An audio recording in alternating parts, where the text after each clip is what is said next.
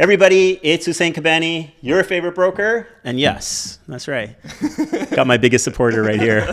All right. So I'm actually sitting down with people I've talked about a lot. Louisville Homes. We got Amanda. We got Daniel. So they build custom homes and subdivision homes. Yeah. I actually met these guys in like 2014. When they were doing a site in Dunbarton. I ended up buying there, and Amanda will tell you that I bought the smallest house and then the next one and the next one, and I basically scaled myself up to the biggest one that was there. Every step of the way, she told me I'm insane, but I did it, and it worked out well. So the house that we're actually sitting in right now, these guys are the ones that actually help bring it to life. This is something that I planned out on a piece of paper, on a napkin, and basically said, this is something I'm trying to do and how to do it. So these guys are the ones that actually brought it to life. And it's been really good, like a really good success up until now. No, I was just joking. You know why? Because I think we'll talk about this at another time, but it's a cool goal to get done, right? And then it's like, I'm ready to move on to next. Yeah. That's kind of the way you always looked at it, though. Yeah. I think I set myself up to these like big goals, and then I get there and I'm like, okay, so that was cool. What's next? Yeah.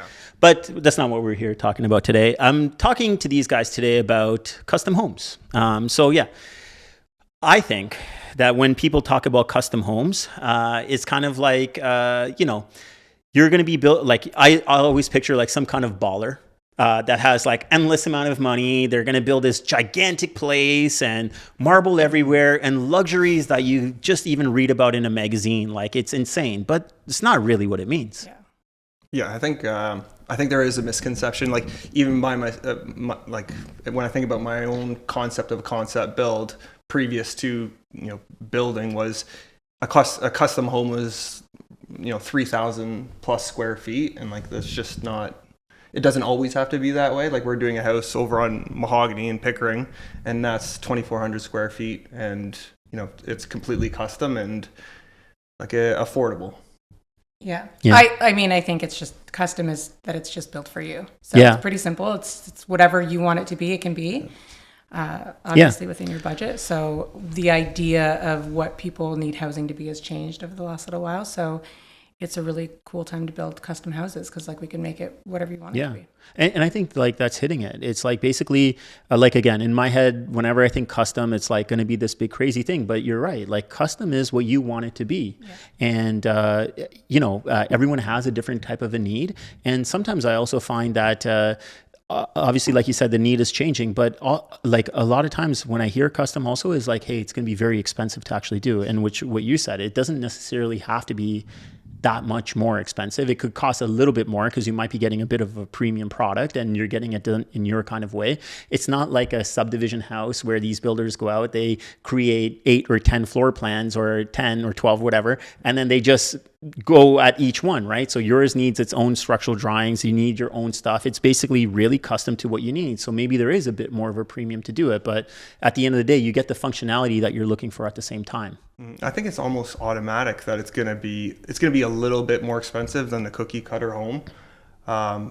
I think the benefit of entertaining the idea of a custom home is they can still come to us and say, this is my idea. We can build a price list for them, and they can see how much, actually how much money it's going to be more than, buying from a subdivision builder. Or even a resale. Yeah. Yeah, I mean, listen, I think for sure it definitely costs more to do. I think it just depends on what your needs are. Like, if you go into a subdivision builder and you make a bunch of changes, sometimes you can end up in custom builder prices. And in a subdivision home where you're moving walls around and you're doing things here and there, but you're really just modifying somebody else's idea into something that looks like your own, but or making it kind of fit, like forcing yourself to make it fit. Forcing yourself to make it fit, which doesn't always lend itself to the most ideal floor plan because you're starting off at a different place. But I like custom because I think you can add value in places that not only like for you, but we're all kind of living similar lifestyles now. So you're adding value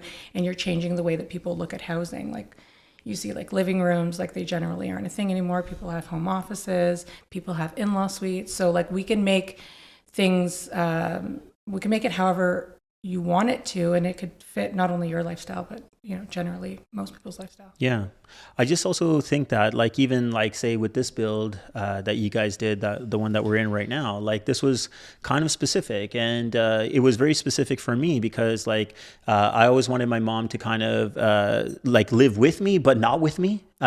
So the way that, this was all designed is that she still has her completely separate unit. I brag to people, it's like has her own like one bedroom condo right now is what, like 500 square feet or 525 square feet. She's got like 640 square feet up there or something like that, right? So it's like a nice one bedroom thing, but it's custom, right? Like what we're talking about. So like, and we were able to add some cool features, right? Like there's that hallway from upstairs that's like what, 30 something feet, right? And we have like a bridge out here that's 15 feet. So we added some cool elements to actually get to there and show the separation at the same time. And it really does feel like two separate houses, but it's all one house. It's all connected. So that was something that I wanted to basically say, hey, I want to have my mom close by, but I want her to have everything that we kind of have as well, but she can be in her own space. But then also has the ability, because custom, we have an elevator in here. So maybe I was worried about mobility to a certain point, and now she can actually go across the elevator to the elevator and go all the way down to the basement. So she doesn't get cut off from saying, hey, I got to come down 2 sets of stairs to be able to hang out with all the family when they're there and all these other things. So it was very, very, very custom to this. So I feel like, and you guys can correct me if I'm wrong, I feel like there are probably more inquiries coming to you guys to kind of do more things like this as housing kind of gets a little bit more expensive. Yeah. I mean, I feel like with the custom homes, like if you're going to be spending that kind of money, like you're going to do it in such a way that's going to extend, like it comes down to cost at the end of the day, right? Like if you have in-laws or if you have, if you're having kids who are going to be living in the basement, like that would probably make the most sense about it. I don't know. Yeah. I mean, like, I think this is the way a lot of people live in the world. This is the way Europeans live. They live in multi-generational homes. I think we're like, North America is not really a place that people do that, but I think it's a great way to live, and it's a great way to have separate spaces, but also stay independent of each other. Like your mom's unit is, even the heating system is completely independent of yours. So if she gets cold or she gets hot, like she can Modify all on that. her. She can modify it the way that she wants to, so that she feels independent. Like our lifestyles, like we got to keep working past whatever, 65 years old, the retirement age, and taking care of the older generation and also taking care of the younger generation. Like this is it's a real concern that we got to look forward to. I think the cool thing as builders is like we get to solve these problems. Right. And this is one of the cool ways to do it. I mean, there are others that do it really well. I know Louisville Homes does it really well. They've got like a flex housing built into their marketing program, which I think is like an excellent way to make it accessible for everybody. We're just, one step out where we do completely custom, where we'll do one-offs. They do it in sites, which makes it, I think, like the fact that anybody can get that is a really valuable, like it's a I mean, you could speak to the value in it from a resale perspective, but just being able to be close to your family when you need help or when they need help, childcare, all that kind of stuff. I deal with childcare, so it's I feel like I would imagine that it would reflect in the resale value of the home after. So say that like that bridgeway that you have there, when you walk through that, you understand that this is a custom home. Even like the little things that you did, like drop the light switches, that sort of thing. I would imagine that reflects in the resale value. Like this is not a subdivision home. Yeah, I think the uniqueness, as long as I think like what we worked on all together is that, hey, it is unique, but it will still have a market, a wider market appeal at the same time. So if you do something totally crazy, you may not be able to recover on that, right? Like, but if you do something that's like interesting, and I honestly found that bridge between the garage and the house to be interesting. Yeah. I don't think your dad was a huge fan of it when we were doing it. No, it's a structural nightmare. Our job is to help scale it back. Yeah. Like that if you have an idea and like you need something, our job is to find alternative solutions. If that's not like, you and I have had a bunch of conversations about this might not add resale value for you. This is a for you thing. Do you still want to do it? So it's our job as builders to make sure that like you're making informed decisions about how you want to finish the house, knowing that some things are just for you. Yeah. And then other things are great for resale and that you should consider doing them. I think having like in-law suite or that, in-law even just room on the main floor, these kinds of things are really valuable. Yeah. And they're things to consider when you're doing custom. And another thing I wanted to go back to is like, you know, you're saying like, hey, like we haven't had this type of housing or stuff like that, but I feel like we're seeing more and more of it. And you guys mentioned Marshall Homes, and I've seen them introduce this floor plan, I think like 6-7 years ago or something like that. I thought it was a very, very interesting thing to actually do, because I think that slowly as our demographic changes, that's the one thing. The other thing also is that affordability, even though right now our market's looking a little wild right now, but affordability is still an issue, right? And we hear cases of like, you know, 20, 30 something year olds still living with their parents and something like that. So this is really becoming a problem. No, I was going to say, like, we spoke about this yesterday. I feel like as builders, it's, you know, our parents' generation, they were battling different affordability issues. It was like, you know, 10, 15, 20% interest. I feel like our generation's challenges is affordability issues. How do we solve these things? And, you know, one major thing is doing, finishing the basements, you know, separate dwellings. Like, I feel like that's our way of like solving it. And, you know, we got to find creative ways to do that. Yeah. And I really think that we're going to see more and more of this. And that's why I wanted to talk about it, because the thing is, I think it's like a really feasible option. The way I look at it, and knowing a little bit about the costing and comparing it back to resale or new build, like cookie cutter or like subdivision builder construction, when I look back at it and say, hey, if there is a bit of a premium, I find that to be really worth it, because you're actually getting a lot more than you are with the houses that you buy, even if it's resale or through I want to just call it a cookie cutter builder. It's probably not the right word to use for it, but there's a lot of them out there. But like, since the market is actually changing, you can actually do a lot more with it. Again, like about like the 20 or 30 something old that's going to be staying with the parents longer, because it's harder to get into the housing market. They might have great jobs. I know a lot of people that are in that situation, they have 100K jobs, but the thing is, it's so hard to kind of break into it. And they have some dependence on the parents at the same time. And then they have other like their grandparents living with them, or like they're all kind of needing housing. So I think that instead of everyone kind of living at their own spots, if they have a good family dynamic and a good relationship, instead of everyone living at like an okay place, they can actually kind of get together and build a really nice, cool, functional place that works for all of them, maybe in a nicer neighborhood, and have more of the features and functions of the house that they like, and it still works for everybody. Right. And I also look at it this way and say, hey, it's like, even if there's like three sets of people involved in the family, and I was using this example with Chris before, is like if each one makes like $75,000, right? And if you have 6 people there, you're looking at like $450,000 of income coming in. So I'm not saying like times 5, you could basically get like a $2.5 million mortgage at that. I'm not saying to build that or spend that, but it's like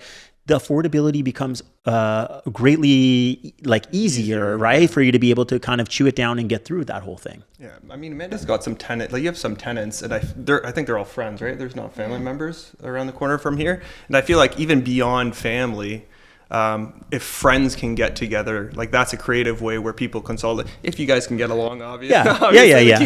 Keeping the lawyers out of it, but like I think that's one way of solving it. Because from my understanding, like they're renting there and they've bought places outside of the city where, you know, they've pooled their money together and, you know, they've taken on that risk and they've kind of solved the problem outside of their family. Because, correct, you know, some families just don't get along, you know, so get that. You know what, I'm just thinking out loud here too, like what about a new construction style where you do have these friends, but you're almost building your own condo together? Do you know what I mean? Like you build a house with like 3 or 4 separate kind of units, and you still have your common areas that you guys could still hang out with, right? Like a rooming, your like personal condo kind of thing, right? You have a kitchen in the middle of the house, and then, you know, everybody's got every door's got a lock on it, like that sort of thing. I don't know. I think that there's like a bunch of solutions to this, but I also like, this is not like a novel idea. This is the way that people immigrate, right? Like they come in large families and they collectively pool their money together until they've built up enough equity to sell it and move on to their own places or different places or bigger places, better places, and still together.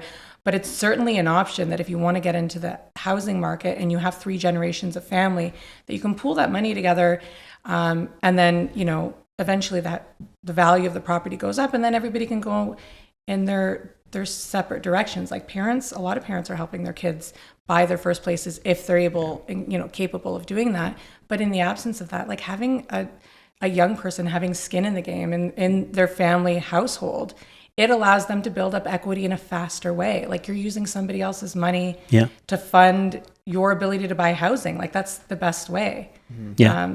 You know, like housing, I don't know, it just seems so trite, but like there's a limited amount of housing, right? Yep. There's a limited amount of land, and it's always going to go up. Yeah.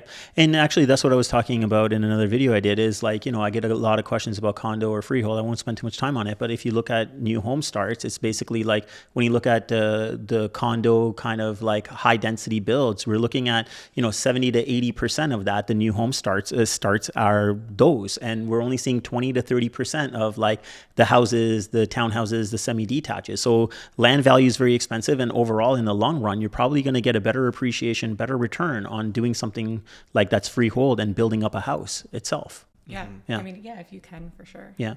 And in terms of like, even when we talk about like, maybe we're prepared or not prepared to talk about this, we could see how it goes. But like, even in terms of like someone working with you guys in order to do something like this, like how does that kind of work? Like in terms of like money wise, like say with a new home builder, they would have like a deposit structure of like maybe, 20% or something like that over the period of, I don't know, 3 to 6, 9 months kind of thing. Like how would it work if somebody starts to work with you guys?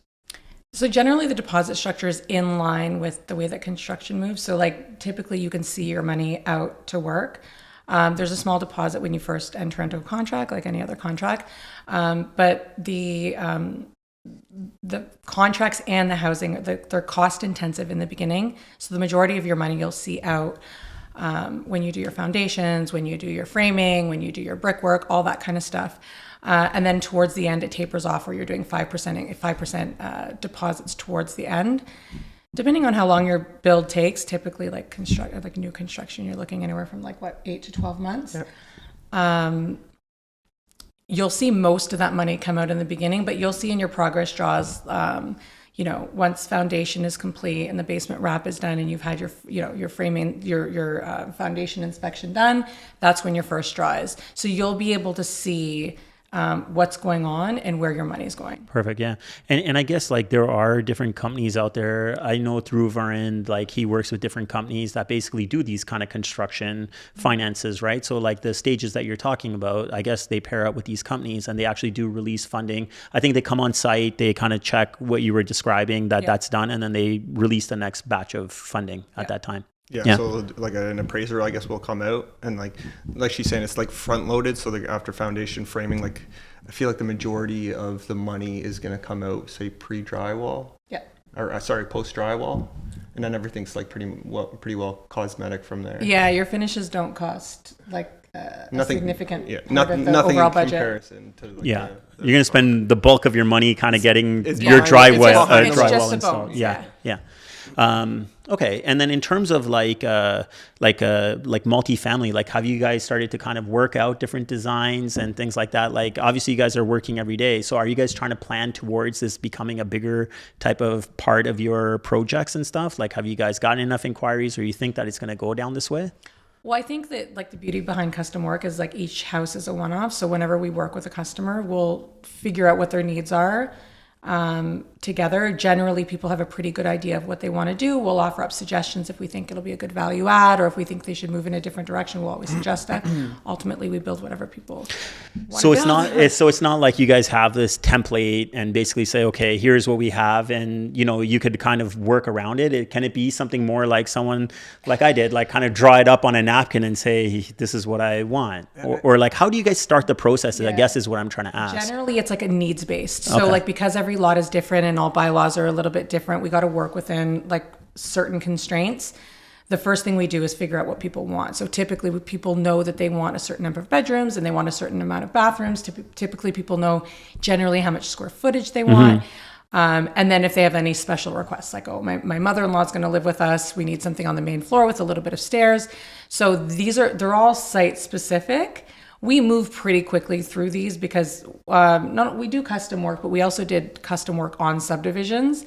So we've refined the process pretty well, right, or we know which direction to move in based on whatever that specific land allows us to do. I feel like we always try and keep in mind that in the future, it may not be in your budget at this time to say finish your basement. So we try and put in the infrastructure that when you do, so say like a side door or something like that, we always try and put that into the, into the bones of the home, so that when you do decide, then, because it's a real pain sometimes getting those permits and then digging up everything around you to put in that door. So it's better to just kind of have it there from the beginning. It's so funny. I feel like, because like we're third generation builders, I feel like when we first started, finishing your home was like a faux pas. Like you didn't finish somebody else's basement. Yeah. Like you didn't finish the basement. They wanted to do it their own specific way, that sort of thing. But I feel like it's changed probably because of affordability, where it's like, I even feel like for resale, like, you could probably touch on this, where it's like when the basement's finished and there's a bedroom and a bathroom and maybe like a kitchenette, it's just,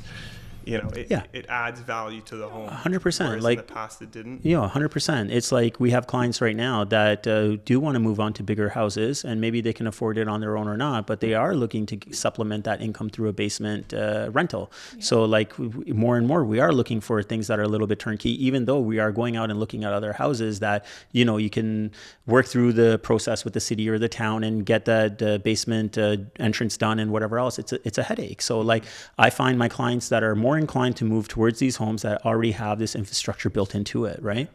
And I guess the other thing you guys are like, I don't know if it's now standard. Was it standard at a certain point to have a 200 amp service and then they reeled it back to 100 amp and something like that, or is it still just 200 amp standard? It's 200 amps now, because I think it's the EV in the garage. Right. They're trying to pivot over to like cleaner car energy or whatever. But yeah, it's 200. I think I don't know exactly when it changed over. Maybe 2018, but it was 100 amp. But I think you need like a 40 amp breaker for your EV alone, so that did increase it. Is there anything else that you guys would think of, like if you're not going to completely finish anything, or what other value adds would be to add into a house, whether it's like multi-generational or even just building a custom house? Like what do you guys see as being like big things that maybe you see people doing, or maybe you're like, oh, I should have done that? I mean, I really love the bedroom on the main floor. Even if you can't do it, like if you've got it attached to a powder room, I always try to design so that there's space enough for to have a shower there. So like if it's like a closet right next to it, make it a little bit of a walk-in closet so that you can, in the future, run the plumbing to allow you to have a shower there, that there's like, it's thoughtful in the design, that we know that eventually this could be a place where somebody stays, like if they have aging family, that kind of thing. That's my favorite add-on to a custom plan. I think it works for everybody, honestly. You know what? If you have young people, you have teenagers, like it works. Like it works for everybody having a bedroom on that main level. It does. I'll just tell you, it looks a little creepy sometimes, because I've seen it when you go into like a resale and the person has no interest in having a bedroom or a shower. Forget about the bedroom, but even having a shower. Sometimes I've been into houses, and it's probably not the right house for that client anyways, but you go in and there's a shower in the main powder room and you're like, maybe if it's done nicely, you would think differently about it. Sometimes I've seen some people just kind of patch it together and do a ghetto job, and you look at it and you're like, yo, why is there a shower in this? That was an afterthought. Yeah. I think that's why the design is so important, is that it can be seamlessly integrated where it doesn't feel like an afterthought. We did that at Wind Garden with my house too there. Like basically, because there was a powder room, there was a closet right next door, and we had the idea that you could actually do it because there was an office on the main floor too.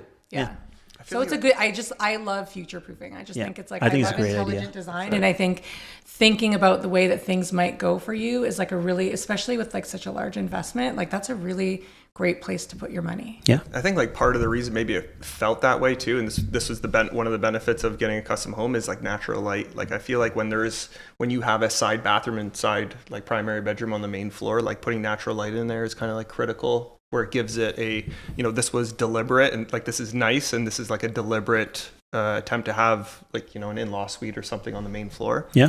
I think so. I think it makes sense. At least it makes it like it was planned to be there, right? Versus you kind of just throwing it in there. Yeah. Like I think that we're talking about this now with custom homes, but like I'll even mention the builder, but I've seen it through like Mattamy Homes as well. Like I look at a lot of their floor plans. I've bought a bunch of their homes before, and like they have like these like three-story like townhouses or whatever, and they don't really call it like an apartment or whatever else like that. But if you're a little bit creative with it, you could think about like from that slab on grade construction, you can kind of open that door and put a door up, and then you can go up to the stairs, to the other unit, or like the the main house or whatever, but like they do have like a full bedroom down there, full washroom. They have like kind of a walkout to the back side of it or whatnot right from that level. So they're already kind of gearing towards you, like leading you almost to say, hey, this is a possibility. And I've actually seen some of these people out in that Duffin Heights and Seton neighborhoods actually add that wall, and I've seen the listings on MLS for rent, like just that bottom section. They do a little bit, I call it a little ghetto, but it's like they add like a hot plate or something else, a little fridge or something, and so people are actually starting to do this. But I think that if you want to do it nicely in a cohesive manner, I think custom is kind of the way to go, because otherwise we come back to like using something that someone else designed and trying to cram it into what you're trying to do with it. Yeah, it makes it a little bit more challenging. I think one other thing I want to ask is like, hey, like, okay, so you're going to build a custom house, but like the whole lot process, like how difficult is it to find the lot, and like what's the process? Like what should somebody look for if they want to go down this route? Like, I know there's a lot of these people I run into that just want to do it themselves, which is great. Go for it. But like, I feel like you always are a little bit better off to like work with somebody that knows what's going on. Like I would even say more for a lot. I'm going to be honest and say more for a lot if you're not working with a real estate agent that understands land development, to actually work with the builder. Because I feel like maybe builders like you guys have people that you already know of some lots that are for sale. We've talked before. I know you know of some lots that are for sale that are not on the market, right? Yeah. So like, if somebody, and you guys would probably know a little bit more about what you can do because you guys are so familiar with it. But if somebody's just looking at a lot, and I get these calls, I'm just going to build my house. What's this lot? Whatever. What should somebody be looking for if they are thinking about doing this in terms of buying a lot? I feel like their first step would just come into the sales office and bring whatever paperwork they got or whatever their concept is, and then we would just walk them through the what costs are and like feasibility of what you can do with the lot. Well, I think like really, like if you take a step back, you really have to work with either a realtor or a builder that knows what you can put on a lot. Like a realtor will be able to tell you the developability of a lot and what you can put there and all that kind of stuff. But your next step is to reach out to a builder, two builders, to see, to tell them what you'd like to do, and then they'll help you with feasibility. They'll tell you, this lot's ideal for what you'd like to do, or it's not, and then you can move forward. A lot of builders, like, we know people that have lots for sale. Sometimes we have inventory. A lot of builders will have inventory of lots that they can build your house if what you're looking to do matches up with the lot. But it doesn't hurt to reach out to builders. It's free. Like, you don't got to pay anybody to do anything, where you just reach out, tell them what you're looking for. And I mean, like, I'm not gatekeeping, man. If I can't build you a house that, like, on anything that I do, like, I can refer you to somebody else who can. Yeah. I can refer you to agents who can help you look for a lot. Like, I care about nice houses. I don't care about only me building nice houses. So if there's something that you want to do, go to the professionals. I think a lot of the time there's this I think people think that they can do it for less expensive. And I think sometimes that's true. But most of the time, what you lose in time and on your ability to negotiate contracts for things that you might not have a nuanced understanding of will cost you a lot more than hiring a professional who can push you forward in a timely manner, but who can also negotiate contracts and put in finishes and features that work for you. Right. You can spend a lot of money on things that may not add no value to your life. Right. Yeah. So best thing to do for somebody that is actually kind of considering this is basically talk to a builder first. Like even if you have an idea in your mind that, hey, this is something I want to do in the future, I don't think it would be a bad idea for someone to contact like you guys, or say, hey, maybe 2, 3, 4 years down the line, I'm trying to do something like this. What do you think I should be doing, or how should I be preparing myself to do it? And even if they're ready right now, or maybe they've eyeballed a lot that they actually like that's up for sale, maybe the best next approach is to approach a builder, hopefully you guys, but approach a builder and basically say, hey, what can I do with this? Because I've actually seen it, an example in Pickering as well, where someone thought that they know what they were doing, and they actually turned out to not being able to build what they want to build. So they had an assumption that if they bought this 50-foot lot, 50 by, I think it was 160, that they can build 5,000 square feet on it. But the covered area, whatever they wanted to do exceeded that covered area that you were allowed to build. So I think that you could probably save yourself a lot of pain in order to talk to a builder first, especially if that piece of land that you're buying, because getting financing on land is not the easiest thing to do. It's easy to do, possibly, but it costs a lot of money to finance land. Yeah. So either you're buying that land or you actually have a good idea of what you're going to be able to do with it. Because if you get stalled out in the process and buy a piece of land and not know how you're going to carry that thing forward, you could lose a lot of money. And I think that's where the cost savings can also come in, is because you guys would already understand, is this doable or is this not doable? You're wasting your time and money or you're not. The time cost is the cost that puts most people under when they lose on projects. It's time. It's time. It's not anything else. But that's also because of the knowledge that they don't have in order to be able to gauge that, right? Because like I saw this guy get stalled out for over a year. I know he's got a mortgage on the property and he just couldn't do what he wanted to do, and kind of threw him for a loop now, right? And he's got to recalculate and figure out what he can do. Turns out that he can't even be profitable on the build that he wants to do anymore because he miscalculated the whole thing. Yeah. I feel like 9 out of 10 builders, the best thing to do is go and talk to a builder, like go into somebody's sales office, because like 9 out of 10 builders, I know we do this, like you don't have to spend any money for like the knowledge. Like your money starts when the shovel goes in the ground, more or less. Yeah. So like just the information's free. Go step into a sales office, and it'll help you realize things that you didn't think about prior to. Yeah, sounds good. Any last comments about custom homes, aside from you just want me to tell people to contact you? Yeah, I don't know. Yeah, Instagram, Louisville page. Yeah, okay. No, that's awesome. I hope you guys have enjoyed this content, talking with Louisville Homes. Thank you guys for joining me on this. I'm sure we'll do more of this. If you guys are interested in custom homes, my link is going to be below. There's probably a little bit I can help you guys out with in terms of like basic questions. We will put Louisville's contact on this video or this page as well. I would encourage you guys, if this is something that you guys are thinking of, to reach out to them first. Even before you reach out to me, you're probably going to be better out reaching out to them because they're going to have a better overall look about how to do this whole thing. And I'm pretty sure if it's worth it for them, they'll probably tell you to come back to me and buy a land with me. But I think that if you guys are interested or thinking about doing something like this, if you thought that this is something for ballers to be doing and it's just like rich people will only do it, I think that maybe you can rethink that, because I think that there is avenues through financing and through creative ways of building a property for you that might actually be more functional, more longer term period of a stay, and more of a generational type of home. So hope you guys have enjoyed this. Hit the like button, share it with your friends, and most importantly, please subscribe, because it just helps me out a lot more. Until next time, guys, remember one thing: get Cabani, get sold. Sell it, sell it, sell it, sell it, sold. Sell it, sell it, sell it, sell it, sold. Sell it, sell it, sell it, sell it, sold. Sell it, sell it, sell it, sell it, sold.